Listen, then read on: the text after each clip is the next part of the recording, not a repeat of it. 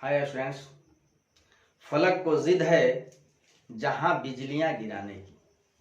फलक को जिद है जहां बिजलियां गिराने की, हमें भी जिद है वहीं आसियां बनाने की। फलक को जिद है जहां बिजलियां गिराने की, हमें भी जिद है वहीं आसियां बनाने की। मैं इम्तियाज अहमद अपने YouTube channel ITZ English classes में आपका स्वागत करता हूं। इसके पहले मैंने आप लोगों को साउंड और लेटर के बारे में बताया था। साउंड और लेटर को जानने के बाद आज की मैं इस सेशन में आप लोगों को वर्ड और नेक्स्ट सेंटेंस के बारे में बताऊंगा। सेंटेंस तो वर्ड और सेंटेंस में सबसे पहले हम लोग वर्ड को समझते हैं कि आखिर वर्ड होता क्या है। मैंने बताया था कि लैंग्वेज को बनाने में सबसे जो स्मॉलेस्ट यूनिट आपने यूज किया था वह था आपका साउंड। और साउंड को मिला करके आपने लेटर बनाया। अब लेटर को अगर मिला दिया जाए तो नेक्स्ट जो एलिमेंट बनती है वो आपका वर्ड होता है। अगर आप लेटर को मिला देते हो, लेटर को कंबाइन करते हो, अगर उस कॉम्बिनेशन का कोई एक विशेष अर्थ बनता है तो वह आपका वर्ड होता है। आपको कहना होगा अ वर्ड क्या है? A meaningful. मुझे समझाना है कि वर्ड है क्या? A meaningful combination of letters. Meaningful combination, meaningful का मतलब अर्थपूर्ण, जिसका पूरा मतलब हो। कॉम्बिनेशन का मतलब होता है मेल। लेटर्स अक्षरों के सार्थक मेल को शब्द कहते हैं। देख लीजिए, अक्षरों के सार्थक मेल को शब्द कहते। सार्थक मेल को ध्यान रखना है, अक्षरों का मेल हो लेकिन कैसा? तो सार्थक हो। एग्जाम्पल के तौर पे मैं एक वर्ड लेता हूं मैन। अब मैन जो वर्ड है इसमें 3 लेटर यूज हुआ है। पहला है एम, दूसरा ए और तीसरा एन। अब एम ए एन का मतलब क्या बनता है?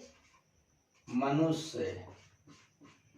एम ए एन का मतलब क्या बनता है? आदमी। देखिए, इस कॉम्बिनेशन का एक मतलब बनता है। अब हम कह लेंगे कि मैन क्या है भाई? तो वर्ड है। इसलिए वर्ड है कि ये सार्थक है, इसका एक स्पेशल मीनिंग बनता है। लेकिन अगर इन अक्षरों के कॉम्बिनेशन को हम बदल दें तो आप देखो कि उसका मतलब बनता है कि नहीं बनता है। मैं लिख देता हूं ANM। आप बताइए, ANM का कुछ मतलब बनता है? नहीं बनता है। इसका मतलब है कि ये हमारा वर्ड नहीं है। हालांकि कॉम्बिनेशन ऑफ लेटर्स है लेकिन इसका कोई एक स्पेशल मीनिंग नहीं बनता है, इसलिए ये हमारा वर्ड नहीं है। वर्ड बनने के लिए इसका अर्थ होना चाहिए। नेक्स्ट एग्जांपल आप ले लो, डॉग। DOG, इसमें भी 3 लेटर्स का यूज किया गया है। तो DOG डॉग एक कुत्ता हुआ, एनिमल का बोध कराता है। अगर इन्हीं 3 लेटर्स को हम कंबाइन करके नेक्स्ट वर्ड बनाएं तो बन सकता है GOD, गॉड। अब बताइए, ईश्वर बना, मीनिंगफुल हुआ। ये दोनों वर्ड्स हैं, लेकिन अब आप तीसरा देखिए, ODG। लेटर्स तो वही हैं, DOG तो डॉग कुत्ता, थोड़ा सा उलट फेर GOD गॉड, तो मतलब हुआ ईश्वर, लेकिन ODG इस कॉम्बिनेशन का कोई मतलब नहीं है, इसलिए ये हमारा वर्ड नहीं है।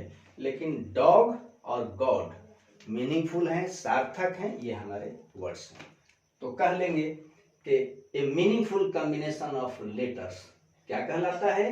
वर्ड कहलाता है। अब तक आपने देखा कि अक्षरों का जो अर्थपूर्ण कॉम्बिनेशन होता है वह आपका वर्ड कहलाता है।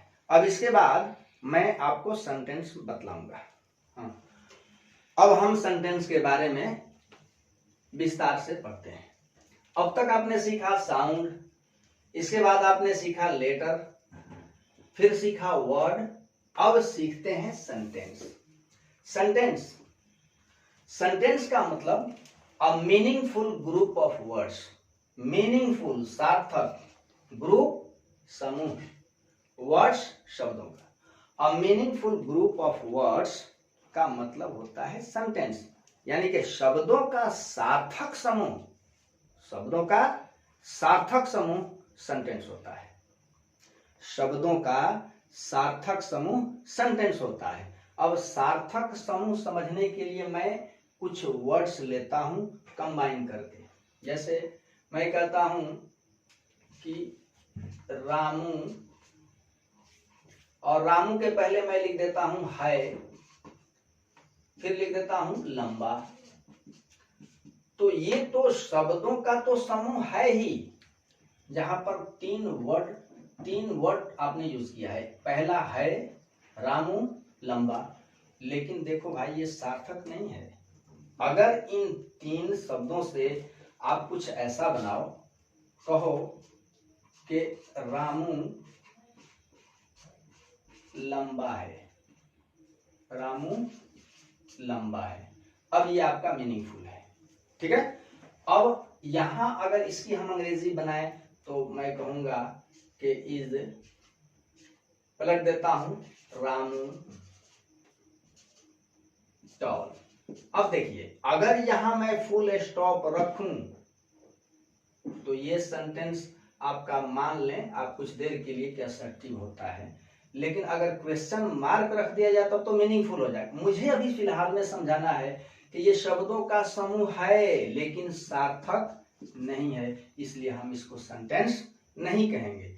रामू लंबा है ये पूरा मतलब देता है, अगर इसको बनाना होगा तो कहना होगा रामू इज टॉल, रामू लंबा है।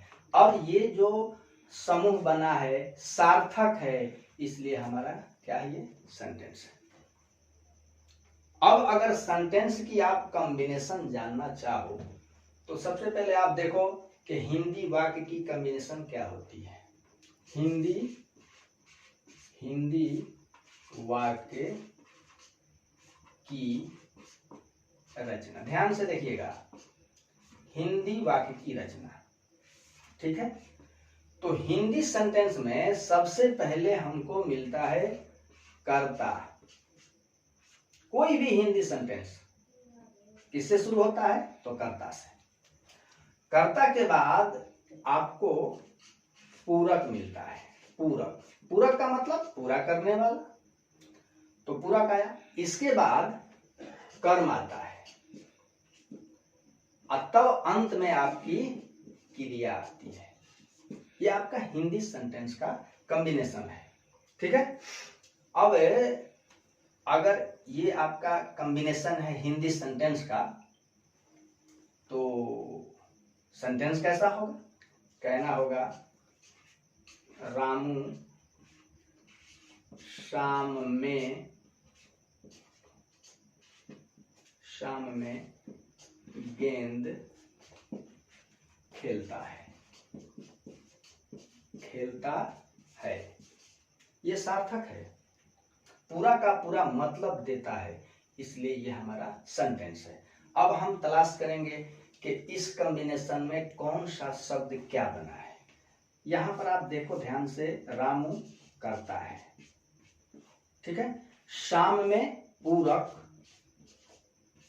इसके बाद गेंद जो है आपका कर्म है और खेलता है आपकी क्रिया है। ठीक है।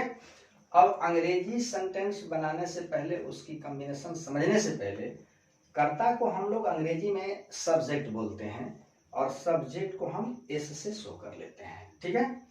पूरक का मतलब होता है कॉम्प्लीमेंट, इसको मैं सी से शो कर लेता हूं। कर्म यानी कि ऑब्जेक्ट ओ से शो कर लेता हूं। क्रिया यानी कि वर्ब भी से शो कर लेता हूं। ठीक है। तो आपने हिंदी सेंटेंस के कॉम्बिनेशन को देखा। अब आप चले आइए अंग्रेजी सेंटेंस की कॉम्बिनेशन को देखिए। अंग्रेजी वाक्य की रचना। हिंदी और अंग्रेजी में रिलेशन कैसा है? तो भाई और बहन का रिलेशन है। थोड़ा सा फर्क करके अंग्रेजी सेंटेंस भी आपका बन सकता है। ध्यान दीजिए, हिंदी सेंटेंस में भी आपका सब्जेक्ट पहले आता है और अंग्रेजी सेंटेंस भी नॉर्मली सब्जेक्ट से शुरू होता है। कुछ ऐसे सेंटेंसेस मिलेंगे जहां आपका सब्जेक्ट शुरू में नहीं भी हो सकता है, लेकिन आप खास तौर से समझेंगे कि अंग्रेजी सेंटेंस का प्रारंभ सब्जेक्ट से होता है। ठीक है। इसके बाद देखिए, थोड़ा सा यहीं पर फर्क आ जाता है। हिंदी सेंटेंस में कर्ता यानी कि सब्जेक्ट के बाद पूरक यानी कि कंप्लीमेंट आता है, लेकिन अंग्रेजी में आपका वर्ब आता है। वर्ब, बस इतना ही सा फर्क है। बाकी सारे एलिमेंट हिंदी जैसे हो जाएंगे। जैसे इसमें कर्म आता है तो यहाँ भी कर्म आता है, यहाँ आपकी क्रिया आती है, लेकिन अंग्रेजी में आपका कंप्लीमेंट आता है कि नहीं? थोड़ा सा बस फर्क है। हिंदी में पहले क्या मिलता है? कर्ता, उसके बाद पूरक, उसके बाद आपका कर्म और फिर अंत में आपकी क्रिया आ जाएगी, वर्ब आ जाएगी। अंग्रेजी सेंटेंस कैसे होगा? तो सबसे पहले आपको मिलता है सब्जेक्ट, फिर मिलता है वर्ब, उसके बाद ऑब्जेक्ट और फिर अंत में आपका कंप्लीमेंट मिलता है। ठीक है। अब अगर अंग्रेजी वाक्य की रचना यह है, तो इस हिंदी वाक्य को आप इस स्ट्रक्चर कैसे ले जाओगे? देखो, रामू आपका सब्जेक्ट है, तो हम पहले लिखेंगे रामू। ठीक है। अब देखिए, हिंदी में आपका कंप्लीमेंट पूरक आया है, अंग्रेजी में वर्ब आएगी, तो वर्ब आपका यहां है। ठीक है। तो खेलता है का बनना चाहिए प्लेज। प्लेज का मतलब खेलता है, रामू प्लेज, रामू खेलता है। अब देखिए, यहां ऑब्जेक्ट चाहिए, यहां ऑब्जेक्ट आपका है गेंद यानी के फुटबॉल। ठीक है। अब बचा कितना? तो शाम में, तो शाम में की अंग्रेजी बनती है इन द इवनिंग। ठीक है। अब देख लो आप, रामू सब्जेक्ट हुआ, प्लेज आपका वर्ब हुआ, football object, in the evening complement. ये जो इन द इवनिंग कंप्लीमेंट है, आप इसको सब्जेक्ट के पहले भी रख सकते हो। कहना होगा कि in the evening Ramu plays football. बिल्कुल इजी है। तो इस तरह आप देख रहे हो कि हिंदी सेंटेंस की रचना कैसे होती है और फिर अंग्रेजी सेंटेंस की रचना कैसे होती है। तो यहां पर मैं ये भी बता लूं कि एक सेंटेंस में अधिक से अधिक 4 एलिमेंट आ जाते हैं। 4 एलिमेंट्स, सब्जेक्ट, वर्ब, ऑब्जेक्ट और कंप्लीमेंट। कुछ ऐसे भी सेंटेंस बनते हैं जिनमें आपके 3 एलिमेंट आ जाएंगे, जैसे कि सब्जेक्ट आएगा, वर्ब आएगा, ऑब्जेक्ट आएगा। या फिर ऐसा भी हो सकता है कि सब्जेक्ट आए, वर्ब आए, फिर इसके बाद कंप्लीमेंट आ जाए। ऐसा भी हो सकता है कि सब्जेक्ट और वर्ब 2 ही एलिमेंट हो जाए, जैसे कि देख लीजिए आप, यहां पर मैं एग्जांपल रख देता हूं, रामू प्लेज फुटबॉल। ये जो सेंटेंस है 3 एलिमेंट्स पर आधारित है। रामू सब्जेक्ट हुआ, plays verb, football object. Next sentence में मैं ऑब्जेक्ट की जगह कंप्लीमेंट रख लेता हूं, Ramu plays in the evening in the evening.